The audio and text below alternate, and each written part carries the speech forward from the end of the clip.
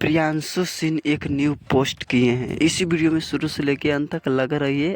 तूफान आने वाला है 5 जनवरी के। इसी वीडियो में शुरू से लेकर अंत तक बना रहिए। हमेशा ऐसा वीडियो न्यू इन्फॉर्मेशन जितना जल्दी लाने को मैं प्रयास करता हूं आप लोग को तक। पावर स्टार पवन सिंह के तो 5 तारीख के जानबे करते कि 5 तारीख के का है पवन सिंह के लिए कि धमाल और बवाल भोजपुरी इंडस्ट्री में मचबे करेगा।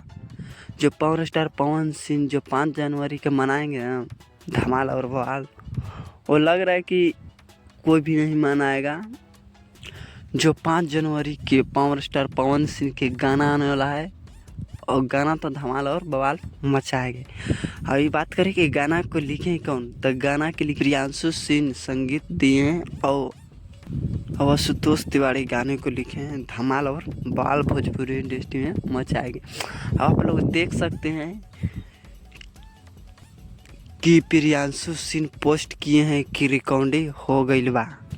आप देख सकते हैं कि धमाल और बवाल भोजपुरी इंडस्ट्री में मचबे करेगा। हमेशा ऐसा वीडियो न्यू इन्फॉर्मेशन आप लोगों तक लावे करता हूं। अगर इस वीडियो पर नए तो इस वीडियो को लाइक और सब्सक्राइब जरूर करें। पूरा वीडियो देखने के लिए आप लोगों को धन्यवाद।